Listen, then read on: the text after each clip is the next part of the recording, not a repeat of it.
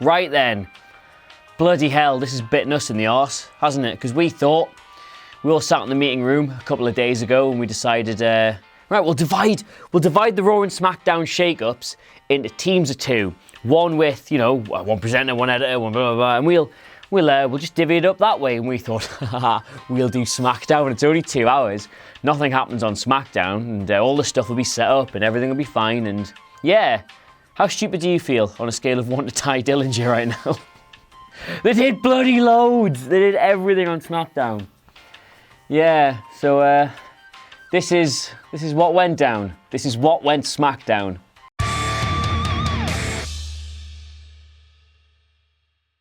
Right, so, okay, I'm not going to swear on this because I need to reduce the edit time significantly, and this is coffee number 12. I do want to go home. It's 4 a.m, so we'll crack on with the beginning, and technically, the beginning for the SmackDown Superstar Shake-Up, one take for that, delighted, is Raw last night, isn't it, when they moved The Miz over. See, I couldn't be bothered to do the images, so I've got him for this. They moved The Miz over, and that really felt like it was going to be the biggest thing, didn't it? The Miz, he's been arguably Raw's MVP for the last couple of months. He's really done well with the Intercontinental title. People are talking about him as a potential WrestleMania headliner with Daniel Bryan, and Daniel Bryan's already on SmackDown, so moving The Miz over, that felt like the big thing, didn't it? But it wasn't. What have you got there? Oh, I'm not there yet. What are you doing? I'm not there. So we started with AJ Styles in the ring. Did anything? Got it? No, nothing for. No, that's fine. We started with AJ Styles in the ring. That's even better. Yeah, we started with Styles in the ring. He mentioned the fact that Nakamura had to go on his balls. He was not too happy. Rusev Day came out. Why WWE are consistently pushing Rusev Day as these heels do the peck dance. Why they're consistently pushing these as heels, coming out and interrupting Styles, whilst getting these huge Rusev Day chants is just beyond me. They just don't know. They don't know what they've got with the pair of them. They don't know what they're doing with the pair of them. And so we got a 2-on-1 beatdown to start the show. You know, like every house show you've ever been to. Yeah. Starts with a 2-on-1 beatdown with some random face making the save, which was Daniel Bryan. And then we cut to backstage to our general manager and general manageress, Shane McMahon, watching a TV in the normal style. You're spilling hot coffee. Yeah, so we got our general manager and manageress backstage, Shane McMahon watching television in the traditional style because, as we've established, that TNA dig, just swear to God, that TNA dig really got to them, didn't it? And Paige announced that in the classic style, as well as watching television in the classic style, she was going to book a tag team match, player. Is that racist? She did it first. Have I messed it up there? Yeah. She was going to book a tag team match. It was going to be, lo and behold, the air quotes heel team of Rusev Day versus the face team of Daniel Bryan and AJ Styles, last week's opponents. I mean, again, we've been to a house show. We know exactly how that match goes down. So not the most exciting start. So this is where the really interesting stuff started, because we've put the story to one side for the evening. We know it's going to be the heels versus the faces in a tag team match, but this is where the superstar shake-up was going to start, right? This is where all the interesting stuff was going to be, and we got Shelton Benjamin. Yep, Shelton Benjamin, because he's dead upset, isn't he, that his pal's gone. Was it Chad Gable that's left him? I've not even kept up with this. Chad Gable's left him, but he's a singles competitor now, and he was insisting that he could hang in SmackDown singles division, and he wanted to face. Be more careful with his Twitter password. Yeah, he got hacked or something. Yeah. God, no one ever gets hacked, do they? No one ever, right? Your Mrs. Sloss hasn't forgiven you. So Shelton Benjamin was going to be a singles competitor, and he wanted to face the biggest challenge that was going on SmackDown. So we all instinctively turned to ourselves and went, Big Cass! No, he hears voices in his head. They counsel him, they understand, they talk to him. It was Randy Orton. Randy Orton versus Shelton Benjamin in the match nobody had ever asked for, but no sooner had Randy Orton got halfway down the ramp, Jeff Hardy, whose new gimmick is interrupting other people's entrances, came down to the ring. An absolute masterstroke, I must say. by Shane McMahon. It's really nice having those behind me for a change instead of like in front of me and not existing. A masterstroke by Shane McMahon and Paige to send him out to take the US title off Jinder before coming back to the show with it. Gotta hand it to them both. That was brilliant. So Jeff Hardy is now definitely separated from Matt. The temptation to do 6-man tags with what they're called? The Deleter of Worlds. That's the tag team name. That's really good. The temptations to have him as a tag on for that are all gone. He's a singles competitor now. And weirdly, do you know we've had this match before on SmackDown? Shelton Benjamin versus Jeff Hardy with the US title on the line / in the picture. 10 years ago, Shelton Benjamin was US champion versus Jeff Hardy. Have you seen True Detective? Time is a flat circle, isn't it? And also Jeff Hardy now lands swanton bombs on his spine, so that's not going to end well. Right, a couple of quick fire acquisitions now. We got a promo from The Miz on his phone with, it wasn't just The Miz though, it was The Miz, his fringe, his baby and his white cleavage all in the same shot somehow. And he was like, I'm not going to be here tonight, you all want to see me? Tough doo-doo. I am in, where was he? In his seasonal residence in Hollywood, California. It's hurting my spine to sit like this, but we'll crack on. Then we got another promo saying that, as predicted, you can watch the stream if you don't believe me, Sonya Deville and Mandy Rose, there they are, were moving to SmackDown Live. Now, I don't want this video to go on too long. I'm going to have to start picking the pace up a bit here, but I think that's a good call, personally, because they've just moved the Riot Squad over to Raw, haven't they? Now, they're obviously desperate to have a heel women's stable on Raw, and obviously they can't do that with Paige because she's retired now and everybody loves her again. There's no sense having a jobber tag team in the women's division, is there? So they've moved the Riot Squad over to be the big stable threat, and they could just move Sonya Deville and Mandy Rose over to SmackDown to, in my opinion, quietly die. Now, that's what's going to happen to the pair of them. Either that or they become like Paige's enforcers, I don't really know. We're all fairly excited about the SmackDown tag division. Now we're going to be more excited by it by the end of this video, but we got one of the Usos versus one of the Bludgeons.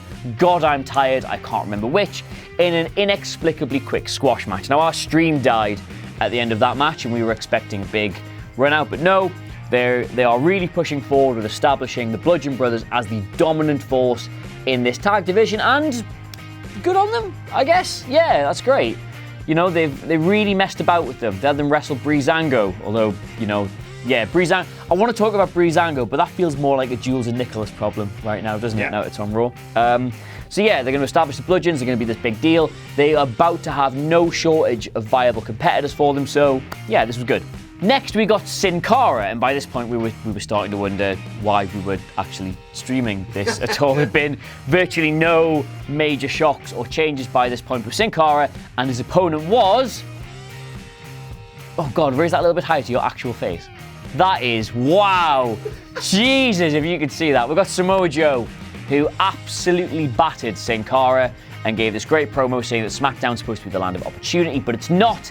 It's the land of handouts. And he talked us through all the singles matches he was going to have. He's going to kill Daniel Bryan, and he said he was going to kill AJ Styles. And what was the exact wording? He was going to kill Randy Orton. And yeah, all of a sudden it started to look like the SmackDown singles roster, the top end of the SmackDown singles roster, was incredibly stacked. Like, we're almost starting to fantasize about what kind of matches we can have territory now, and Joe's a solid addition, because with Lesnar and with Strowman on Raw, there isn't really room for a all-conquering, terrifying monster. Like, he felt third fiddle to them, which when you're meant to be really scary and big, it's not good, is it? Like, you wouldn't work if there was two other taller lads than you in the office, would there? Can you imagine? That'd be awful. Next, we got a promo by Sanity, which has got to be one of the most... We sort of got it there. Yeah. Sanity, 3 of them. Yeah, Eric Young, Alexander Wolf, and I'm going to call him Big Damo. Why not? We've had a pint of Premier Inn together. I can do what I want. Sanity are coming up to the SmackDown roster. Again, the feuds they can have with the Bludgeons and with the New Day and everything, and the Usos is incredibly exciting. But there was one notable oversight here with the Sanity call-up, and that was Nikki Cross, because WWE absolutely hate having intergender stables, don't they? They wouldn't even let Carmella come up with Enzo and Cass, would they? They just... I guess I can understand it to a degree, because if you're having weekly television constantly, you can only do the intergender match every so often, can't you? You can only have somebody randomly fill in for the opponents every now and then, unless you've got like a direct. If you've got, because they won't let men and women, they won't let men and women wrestle on the main roster. So you can only have the woman standing on the outside so often, can't you? Unless you're going to call up random women from the roster with storyline things that make no sense. So yes, it's annoying. It's absolutely not what she deserves. She deserves, unless they're going to give her a massive run with the women's title in NXT, which I don't think they're going to, she deserves to be part of this. But in the same way people are disappointed Paul Ellering's not with Authors of Pain because they can't do the touring, he doesn't want to do that schedule. There are logistical reasons for this that suck, that properly suck, but yeah, just do right by her, I guess. It's a shame because she would be, I'm a big fan, Nikki Cross. Moving on.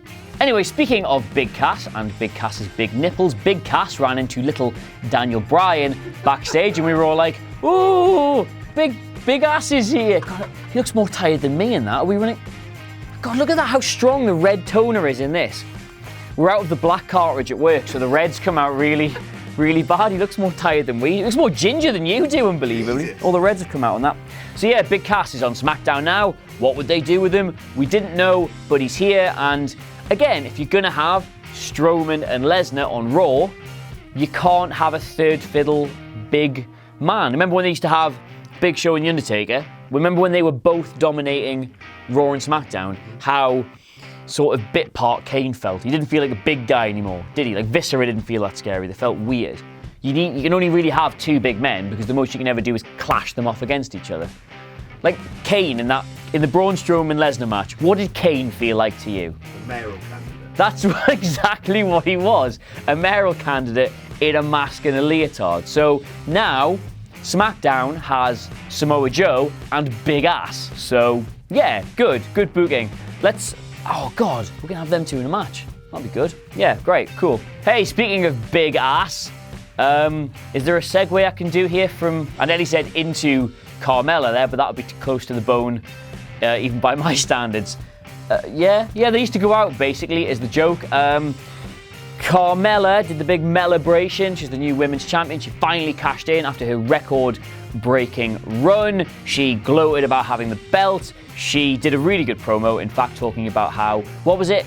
She managed to win the belt because Charlotte had become blinded by her own ego. And you were sat there, the mark that you are going, oh, pretty sure the Iconics beat her up. Like, oh, yes, as if we forgot. But yeah, Carmella is going to be, I like this. We had this whole mess. The Iconics came out again, then Becky Lynch came out, and we had this match. And then Asuka came out, and it was a 3-on-3, blah, blah. No doubt we're getting Carmella and the Iconics versus Charlotte, Becky, and Asuka next week. But for now, one of my biggest criticisms of the women's division in WWE is that the only storylines they can ever think to do are A, I want the big shiny gold thing, or B, this a my man. And now they're not going to do that because if you give the belt to Carmella, then you've got to find something for Becky, Charlotte, Asuka, Mandy Rose, Sonya Deville. You've got to find so much for them all to do, and not all of it's going to be going after the big shiny thing. Maybe we're finally going to get a year where instead of everything being history, everything's going to be genuinely interesting storylines and wrestling matches. And this feels like a good start to that because you've got 3 or 4 people who could genuinely build up now to beat Carmella for the belt. But none of them have to, crucially. Which, yeah, like those two. Imagine how fun it's going to be when they fall out. Bloody Billy Kay and Peyton Ross, mate! Next, we got even more exciting news for the tag team division. Can you keep up? More exciting news for the tag team division as The Club, Good Brothers, whatever we're calling them these days, Gallows and Anderson were announced as being the next latest arrivals. Now that is huge, really. Oh, have you got Balor in that picture? I thought we were going to get Balor as well, because then we could have had. I can't wait. I know WWE should aspire to more than just aping storylines from other promotions that most of their audience didn't see. But please, dear God, can we please have Balor, Gallows and Anderson versus Styles for control of the Good Brothers or the Club or whatever we're calling it? That would just be so good. But anyway, we've got these two because I guess, and I stole this joke off someone off Twitter, I guess with them hearing Breezango had moved to Raw, there was a position open for underappreciated tag team. Ding! So me and Idiot Boy are then sitting there going, oh, why on earth are they doing an advert for Sheamus and Cesaro on SmackDown? You don't need to advertise Raw. The show's been good enough as it is. But the reason they're doing it It's because they're coming to SmackDown as well, eh? More like. The Raw Tag Team division. Let's all take a little moment, all of us together. The Raw Tag Team division. Can you name me a single tag team on Raw that isn't Breezango, the Ascension, the warmed up dead bodies of the Revival, or the Deleters of Worlds? You've got Gable and Jordan. They're not mates yet, and I imagine Gable would be pretty sore with them, to be perfectly honest. Like, basically what's going to happen is Broken Matt Hardy and Bray Wyatt are going to go and win the Raw Tag Team titles. Because remember now, they're now challenging a team on SmackDown for the Raw Tag Team titles. That's just dawned on me. They're going to win that, and then they're going to come back. Have you seen that Will Smith meme from the Fresh Prince of Bel-Air where he walks back into the room and nobody's there? It's going to be them two coming back. Any challengers? I don't know. Are they just not doing... Genuinely, the plan could be that the Bar win the tag team titles and they have a unification match on SmackDown and they just have a tag division on SmackDown. I'd like that. That'd be a pro. And then, the big one. No, man, Andrade Cien... You actually got a picture of R-Truth. Andrade Cien Almas. Yeah, don't know why they're doing this. Surely there is a rematch for him at some point. There's not an obvious number one contender in NXT now. Drew's come up. Adam Cole's got the North American title. Velveteen feels like he's in the mid-card somewhere. There isn't... I wanted to see that match again. But now, there's a genuine possibility we're going to get a brand new SmackDown 6, isn't there? Styles, Nakamura, Bryan, Miz, Cien Almas, Rusev. I mean, take your pick for names for that. Hardy, Cass, Samoa Joe. Like, it could be a SmackDown 17, maybe. You're out of images.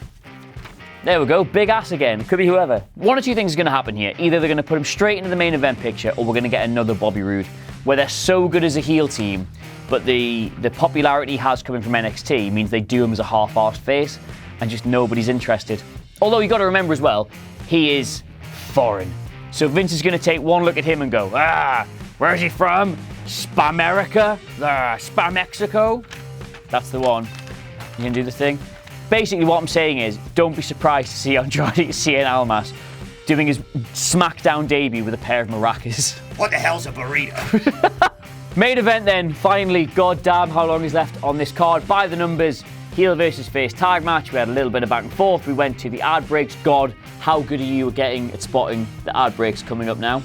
Yep, the boys got on another level. Yeah, we're waiting for the hot tag, which unbelievably was for Daniel Bryan.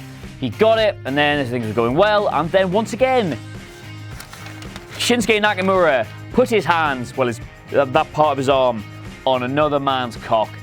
And yeah, nobody sells low blows like AJ Styles at the minute, which leads me to believe that man has a pair of plums under there. So yeah, they're going to keep rumbling that on, and then we thought, oh, here we go, the interruption, that's going to be it. But no, they're putting Big Cass in the main event picture straight away. We're going to get a massive main event scene on SmackDown. Like, purely from that match, they recognise that maybe Rusev's got to be in it. Obviously, Bryan's going to be in it.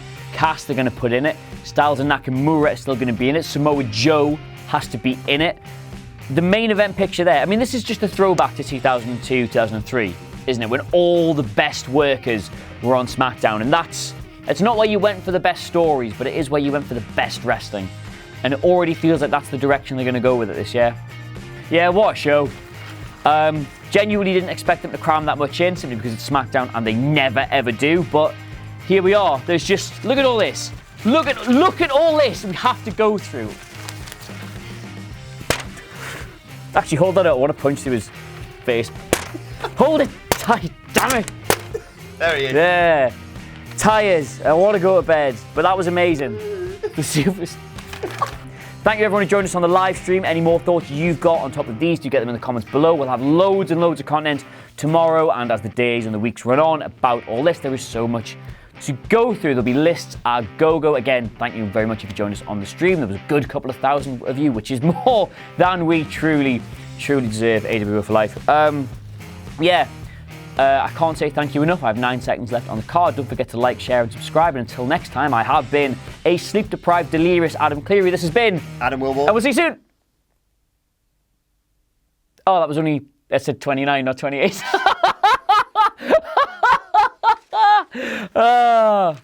Yep, I'll do.